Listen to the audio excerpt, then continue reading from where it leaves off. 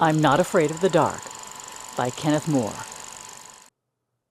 With a hiss, the TV hosting an unsaved video game cut out along with the rest of the house as a boy who dozed off while playing slowly came to.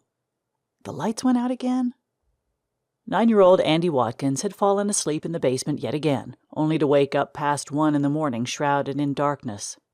Nothing but the pitch-black void surrounded him, gripping his senses like a vice. "Mom? Dad?" he cried out.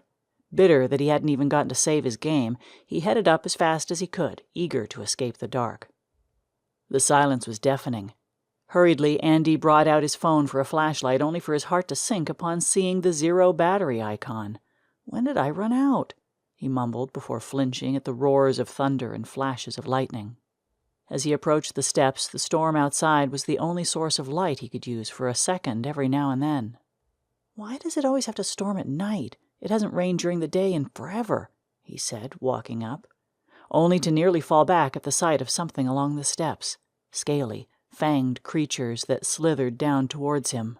"Snakes!" he screamed and ran back down, wincing in the darkness as he had nowhere to run, only for lightning to strike once again and reveal what the lengthy creatures really were.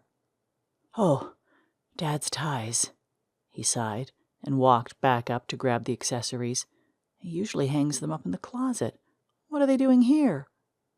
He climbed up the steps with still shaking legs and into the kitchen, yet again a void of darkness and silence except for the occasional lightning and the constant pitter-patter of heavy rain.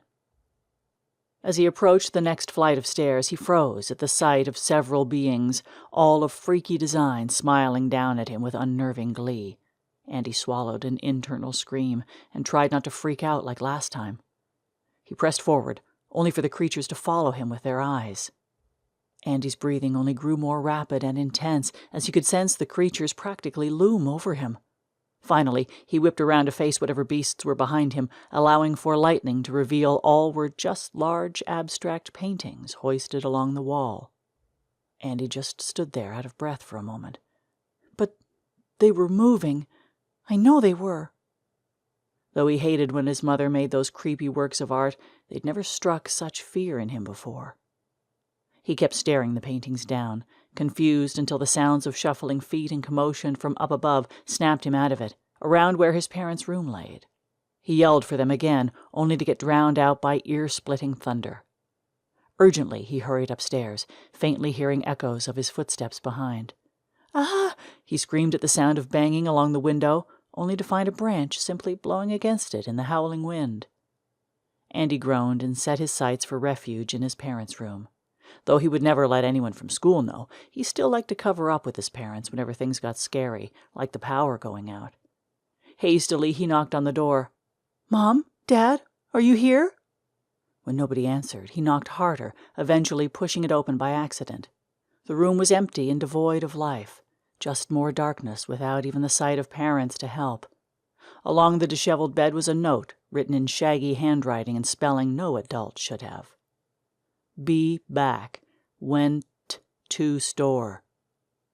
"In the middle of the night?" Andy said. He checked the note repeatedly, wondering about the sounds of commotion that were above him. Then he felt it, laying its clawed fingers upon Andy's shoulder before he could react. His blood ran cold as just out of the corner of his eye he saw a person leering over him, a figure as discombobulated and beastly as the fingers gripping his shoulder, their body materializing as if forming from the darkness itself. Along its dark, hazy face spread a sharp-toothed smile. "Ah, how fun that was. You're fast. I always love a good race." He leaned in closer. "Why don't you come with me for a rematch of sorts?" The next morning, light peeked in through the front entrance that was creaked open, with a second note plastered to the back of it. Once again, that they had all gone to the store. The end.